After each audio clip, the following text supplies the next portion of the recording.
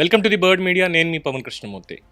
తెలంగాణలో తెలంగాణ రాష్ట్ర సమితి అంటే తెలంగాణ తీసేసుకుని భారత రాష్ట్ర సమితికి రూపాంతరం చెందిన తర్వాత వాళ్ళ రాజకీయాన్ని చుట్టూ చూస్తూ ఉంటే అధికారం కోల్పోయిన దగ్గర నుంచి ఆంధ్ర, చంద్రబాబు నాయుడు ఇవే వాళ్ళకు ఉన్నటువంటివి. రేవంత్ రెడ్డిని టార్గెట్ చేయాలన్నా ఇవే. సరే, ఇప్పుడు సరికొత్తగా తెలంగాణ జాగృతి అని అంటే సొంత పార్టీ పెట్టనంటూనే జాగృతిని విస్తరించుకుంటూ పోతున్నటువంటి కేసీఆర్ గారి కుమార్తె ఎమ్మెల్సీ కవిత ఇటీవల కొన్ని సంచలన వ్యాఖ్యలు చేస్తూ ఒక మాట మాట్లాడారు.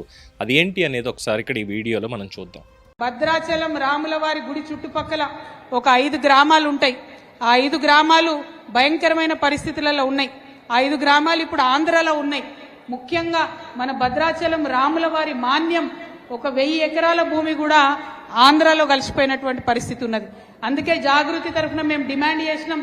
హైదరాబాద్లో ఒక రౌండ్ టేబుల్ సమావేశం పెట్టినాం. ఇప్పుడు ఆ బాధితులంతా కూడా ఇక్కడికి వచ్చినారు. 5 గ్రామాల వారిని కూడా కలుస్తాం. మరి అక్కడ రౌండ్ టేబుల్ పెట్టి మేము డిమాండ్ చేసినాం.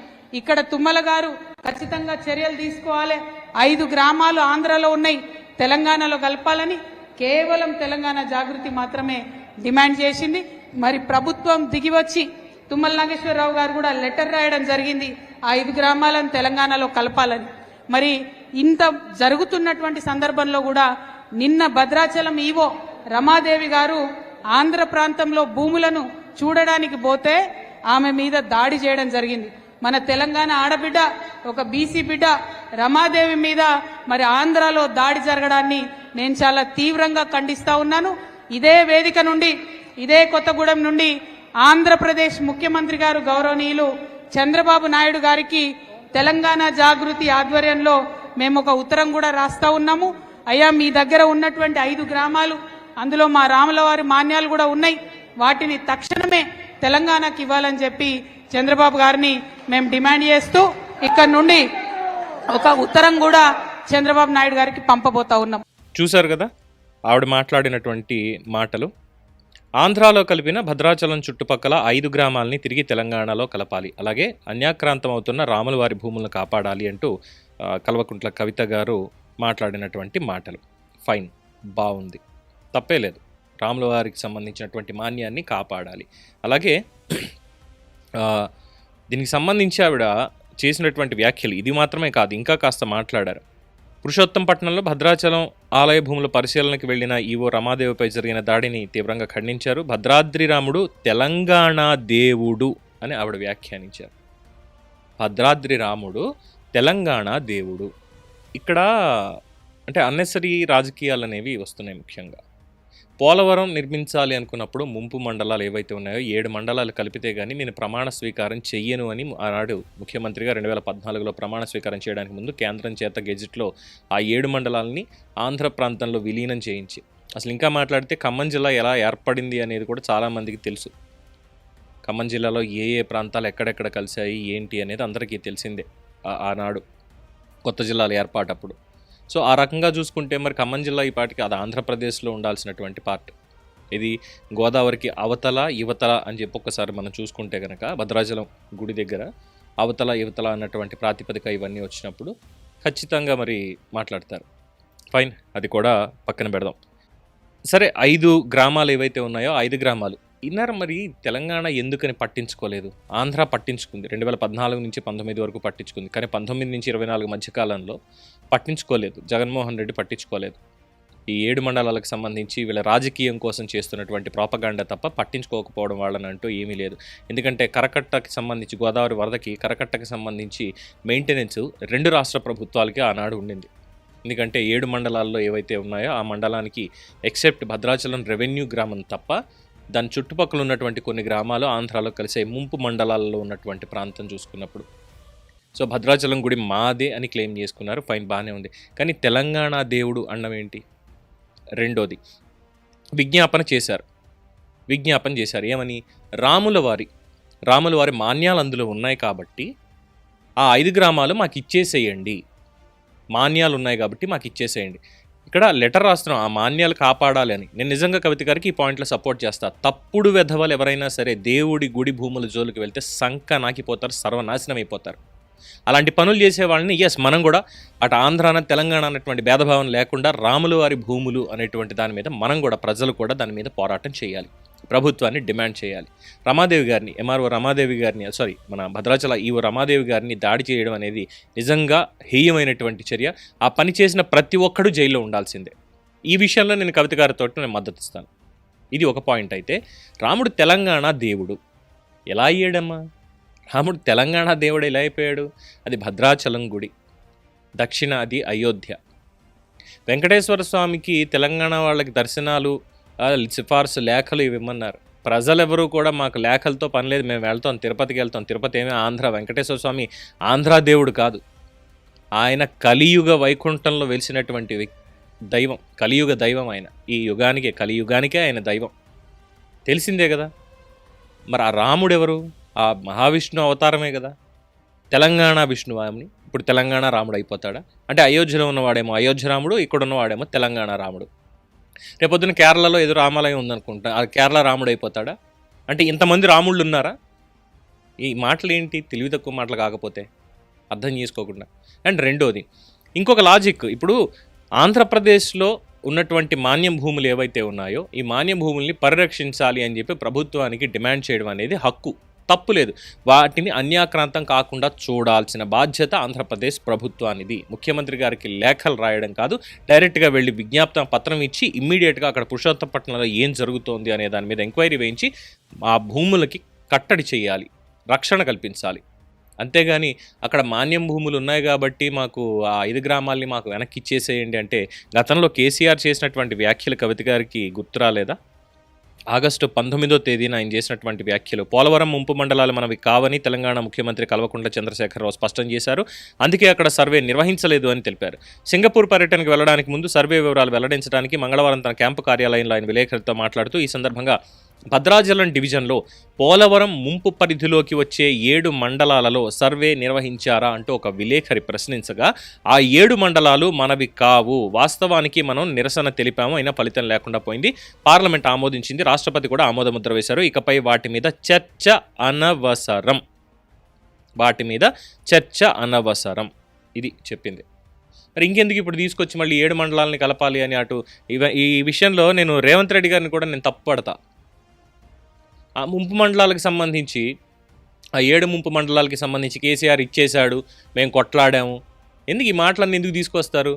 పోలవరానికి వాటి వల్ల ఇబ్బంది అవుతుంది అన్నప్పుడు అది మొత్తం అక్కడ పునరావాస ప్యాకేజ్ కావచ్చు, మొత్తం దానికి సంబంధించి కావచ్చు, అంతా ఆంధ్రప్రదేశ్ ప్రభుత్వం తీసుకుంటుంది. వాళ్ళ బాగోగులు, వాళ్ళ రక్షణ అన్నీ కూడా వాళ్ళు తీసుకుంటున్నప్పుడు మీకు ఎందుకు మళ్ళీ ఇప్పుడు అది? అంటే చాలామంది సోషల్ మీడియా పెడుతున్నారు, ఒక కామెంట్ పెడుతున్నారు. నేనైతే దానికి మద్దతు ఇస్తాను అని చెప్పను, అలాగని ఇవ్వనని చెప్పను. నేను న్యూట్రల్గానే ఉంటాను. ఎందుకంటే దేవుడితోటి వ్యవహారం అది. ఆ 5 గ్రామాలు అడిగేది ఎందుకు? అదేదో ఉన్నది ఇచ్చేస్తే అయిపోద్ది కదా. అది ఎలాగో ఆంధ్ర ప్రాంతంలో కదా, గతంలో మీకు కొత్తగా జిల్లాలు ఏర్పాటు చేసేటప్పుడు ఇచ్చేసారు కదా, ఆ ఖమ్మం జిల్లాను కలిపేయండి అక్కడికి, తెలంగాణ నుంచి ఆంధ్రాలోకి అని చెప్పంటున్నారు. మరి దానికి ఒప్పుకుంటారా? పోలవరం కట్టుకుంటే కొర్రీలు, దానికి మాకు ముంపు మండలాలు వచ్చేస్తాయి, బ్యాక్ వాటర్స్కి సంబంధించి మాకు మొత్తం అంతా నివేదికలు కావాలి, ఇది కావాలని చెప్పి అటు ఒరిస్సాని రెచ్చగొట్టి ప్రతిదానికి ఏదో ఒకటి ఆంధ్రాతోటి లింక్ పెట్టుకుని రాజకీయం చేయడం తప్పితే ఇంకోటి ఏం లేదా? సరే, మీరన్నట్టు 5 గ్రామాలు మాన్యాలు ఉన్నాయి కాబట్టి 5 గ్రామాలు ఇచ్చేద్దామన్న ప్రాతిపదికన అయితే, అదే ప్రాతిపదిక అయితే తిరుమల తిరుపతి దేవస్థానానికి సంబంధించి అనేక చోట్ల ఆస్తులు ఉన్నాయి, తెలంగాణలో కూడా ఉన్నాయి. మరి వాటిని కూడా రక్షించాలి కదా, అవి కూడా అన్యాక్రాంతం అవుతాయి కదా, టీటీడీ ఆస్తులు. అలాగే తమిళనాడులో ఉన్నాయి. మొన్న మధ్యన ప్రభుత్వం ఏదో వేలం వేయాలని ఇంకోటనో చేస్తే దానికి కుదరదు అని చెప్పి భక్తులు కోర్టుకు వెళ్ళారు. మరి మనం కూడా అడుగుదామా, మీ దగ్గర ఉంటే మీ ప్రభుత్వాలు ఇవేమి పట్టించుకోవట్లేదు, వీటి అన్యాక్రాంతం అవుతున్నాయి, రాముల వారు 5 గ్రామాల ఎగ్జాంపుల్ ఇలాగ ఉన్నాయి, అక్కడ 1000 ఎకరాల మాన్యం ఏదైతే ఉందో ఆ 1000 ఎకరాలు ఇలాగా అన్యాక్రాంతం అవుతుందని చెప్పి మేము అడుగుతున్నాం తెలంగాణకి ఇచ్చేయమని అంటే, మరి తెలంగాణలో ఉన్నటువంటి తిరుమల తిరుపతి దేవస్థాన ఆస్తులు, అలాగే తమిళనాడులో కర్ణాటకలో ఉన్నటువంటి తిరుమల తిరుపతి దేవస్థాన ఆస్తులు ఉన్నాయి కాబట్టి వాటిని కూడా మేము మన ఆంధ్రాలోను తెలంగాణలో కలిపేయమని అడుగుదామా? పాసిబుల్ అవుతుందా? ఇక్కడ మనం ఏం చేయాలి? యాజ్ ఏ పాలిటీషియన్స్, ప్రజలు ఎన్నుకున్నటువంటి వ్యక్తులుగా, రాజకీయ నాయకులుగా మాట్లాడడం వేరు, పాలిటీషియన్స్గా ఇప్పుడు. ఎందుకంటే ఎమ్మెల్యేగా కాబట్టి తీసుకెళ్ళి పంపింది సభకి, కౌన్సిల్ మెంబర్గా మనం మాట్లాడాల్సింది ఏంటి? చంద్రబాబు నాయుడు గారికి ఒక డిమాండ్ మనం చెప్పాలి, అక్కడ అన్యాక్రాంతం జరుగుతోంది, చర్యలు తీసుకుంటారా తీసుకోరా? అప్పుడు కోర్టు ఉంది, కోర్టుకి వెళ్తాం. ఇక్కడ చర్యలు తీసుకోవట్లేదు, ప్రభుత్వాన్ని ఆదేశించండి, కోర్టు రక్షణ కల్పిస్తుంది కదా. ఇది కదా చెప్పాల్సింది, ఇది కదా చెప్పాల్సింది. తెలంగాణ రాముడు, తెలంగాణ దేవుడు, దీనికి సంబంధించి ఏం మాట్లాడాలి ఇంకా? అలాగే ఇక్కడ నన్నూరు నర్సిరెడ్డి అడుగుతున్నారు కవిత గారిని ఏమని, 10 ఏళ్ళు టీఆర్ఎస్ పార్టీ అధికారంలో ఉండి మీరు ఎంపీగా ఎమ్మెల్సీగా ఉన్నప్పుడు ఈ 5 గ్రామాల సమస్యలు మీకు గుర్తుకు రాలేదా? పాయింటే. మీ తండ్రి గారి దగ్గర 10 ఏళ్ల ఏలుబడిలో ముంపు మండలాల గ్రామాల సమస్యపై మీరు ఎందుకు స్పందించలేదా అన్నాడు. నాడు ముఖ్యమంత్రి హోదాలో ఉన్న మీ తండ్రి కేసీఆర్ గారిని విలేకరులు ముంపు మండలాల గురించి అడిగితే చెప్పిన సమాధానాలు ఏంటనేది మీరు చూశారు. అప్పుడు మీ తండ్రి గారిని పట్టుకుని ఎందుకు నిలదీయలేదు, ఎందుకు మీరు ప్రశ్నించలేదు, ఎందుకని లేఖ రాయలేదు? మీకు మీ కుటుంబ సభ్యులకు అధికారం లేనప్పుడు మాత్రమే తెలంగాణ వాదం, ప్రజల భావోద్వేగాలు గుర్తుకొస్తాయా? తెలంగాణలో సెంటిమెంట్ రాజకీయాలకు కాలం చెల్లింది. పక్క రాష్ట్ర ముఖ్యమంత్రి గారికి లేఖ రాయడం కాదు, మన టీఆర్ఎస్ 10 ఏళ్ల పాలనలో 5 గ్రామాలను ఎందుకు తెలంగాణలో కలపలేదని మీ తండ్రి గారికి లేఖ రాయండి, మీ కుటుంబ సభ్యుల్ని ప్రశ్నించండి, ఒక్కసారి మీరు ఆత్మ పరిశీలన చేసుకోండి అని చెప్పి అడుగుతున్నారు. ఈ చుట్టుపక్కల ఉన్న 5 గ్రామాల గురించి అడుగుతున్నారు ఇది అన్నప్పుడు కట్టుకోవడానికి వీలుగా 5 గ్రామాలని తెలంగాణ కేసీఆర్ హయాం నుంచి అడుగుతోంది ఇది అని అన్నప్పుడు మెయింటెనెన్స్ దగ్గరికి వచ్చేసరికి ఎందుకని చెప్పి చేయలేదు. ఆనాటి ముఖ్యమంత్రి చంద్రబాబు నాయుడు తోటి సత్సంబంధాలే ఉన్నాయి అప్పట్లో. ఎగ్జాంపుల్ ఆ తర్వాత చండీయాగానికి పిలవడం ఇదంతా అయింది, అమరావతికి ఆయన వెళ్ళడం ఇదంతా అయింది. మరి అప్పుడే కరకట్టకి మెయింటెనెన్స్కి ఒక కమిటీ అనేది వేద్దాం, మనం మా దగ్గర నుంచి ఇద్దరిని పంపిస్తాను, ఇక్కడి నుంచి ఇద్దరిని పెట్టుకుందాం, వీళ్ళు మెయింటెనెన్స్ చేస్తారు, ఎందుకంటే ఇక్కడి నుంచి ఇక్కడ వరకు మా అండర్లో ఉంటుంది కాబట్టి, అలాగే పోలవరం గురించి మేము చేస్తున్నాం కాబట్టి మొత్తం వాళ్ళకి అక్కడ పరిహారం కానీ ఇదన్నీ కానీ అప్పుడు కూర్చుందుకు మాట్లాడాల. అంతెందుకు అనుంగు చాలా క్లోజ్ అనడానికి ఇంకా పరాకాష్ట ఏమో చెప్పడానికి జగన్మోహన్ రెడ్డి 5 ఏళ్ల పాటు ఉన్నాడుగా ముఖ్యమంత్రి. మరి అప్పుడు ఎందుకని చెప్పి ముంపు మండలాలు 7 లేదంటే 5 గ్రామాలు వీటికి ఎందుకు రాలా? సచివాలయాల్లో ఉన్నటువంటి ఆంధ్రాకి సంబంధించినటువంటి వాటాలు ఏవైతే ఉన్నాయో బ్లాక్స్, అవన్నీ కొత్త సచివాలయం కట్టుకోవాలి అని చెప్పి అడగగానే సంతకం పెట్టేసట్టే వీళ్ళు తీసేసుకున్నారు. మరి అది ఉమ్మడి ఆంధ్రప్రదేశ్ ఆస్తి కాదా? దాంట్లో ఆంధ్రప్రదేశ్ వాటా లేదా? ఇప్పటికీ 8, 9, 10 షెడ్యూల్లో ఉన్నటువంటి ఆస్తులు వాటి విభజన ఇంకా కొలిక్కి రావట్లేదు. ఎందుకంటే హైదరాబాద్లో ఉన్నవన్నీ మళ్ళీ వాళ్ళకి ఇవ్వాలి కాబట్టి, ఆంధ్రాకి ఇవ్వాలి కాబట్టి అని చెప్పి దాని మీద ఇంకా ఎవరిని నోరు మెదబట్ల. అంటే రాజకీయం కోసమైనా ఇదంతా, ప్రజలను మభ్యపెట్టడం కోసమైనా ఇదంతా? మరి దీనికి ఎవరు చెప్తారు సమాధానం? ఎందుకంటే సామాన్య ప్రజల మధ్యలో ఇటువంటి విద్వేషాలు ఇలాంటివి ఏం లేవు. కేవలం మీరు రాజకీయ నాయకులు మాత్రమే ఒక సెంటిమెంట్ని ఇది రగిల్చి పబ్బం గడుపుకోవాలని చూస్తున్నారు తప్పితే సామాన్య ప్రజానీకానికి ఏం లేదు. అక్కడి నుంచి అక్కడ పిల్లల్ని ఇచ్చుకుంటూనే ఉన్నారు, సంబంధ బాంధవ్యాలు పంచుకుంటూనే ఉన్నారు, పండగలు వస్తే అక్కడి నుంచి అక్కడికి వెళ్తూనే ఉన్నారు. వాళ్ళ మధ్యలో అటువంటి ఏం లేవు. ఇప్పుడు కొత్తగా రాముడు తెలంగాణ దేవుడు, ఎందుకు ఈ రకమైనటువంటి స్టేట్మెంట్? రాజకీయ నాయకులు నోరు అదుపులో పెట్టుకోవాలంటాం. అందుకే రాజకీయ నాయకులు కదా ప్రతి ఒక్కళ్ళు, ఎవరైనా సరే, మేమైనా ఆఖరికి నేనైనా మాట్లాడేటప్పుడు పరుషపదాలు వస్తుందేమో, లేదో ఒక తప్పుడు స్టేట్మెంట్ నేను ఏమైనా ఇస్తానేమో అని చెప్పి చాలా జాగ్రత్తగా ఒళ్ళు దగ్గర పెట్టుకుని మాట్లాడాల్సినటువంటి పరిస్థితి. తప్పు మాట్లాడకూడదు కాబట్టి. ఇలాంటివన్నీ అడిగితే తెలంగాణ ద్రోహులం అయిపోతాం మేము, అంతే కదా?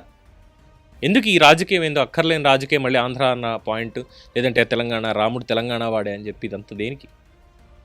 ఆ 5 గ్రామాల ప్రజలు ఆంధ్రప్రదేశ్ ప్రభుత్వానికి వాళ్ళు అసలు అర్జీలు పెట్టడం కానీ ఇది అవసరం లేదు, ప్రభుత్వం డ్యూటీ అది, వాళ్ళు చేసి తీరాలి అక్కడ 5 గ్రామాలకు సంబంధించి. అంతేగాని ఇందులో రాజకీయాలు మాత్రం చూడొద్దు. దీని మీద మీ అభిప్రాయం ఏంటనేది కామెంట్స్ రూపంలో తెలియజేయండి. చూస్తూనే ఉండండి ఇది బర్డ్ మీడియా. ఈ వీడియో కనుక మీకు నచ్చినట్టయితే లైక్ చేయండి, షేర్ చేయండి, సబ్స్క్రైబ్ చేయండి, అలాగే పక్కనే ఉన్న బెల్ ఐకాన్ని క్లిక్ చేయండి.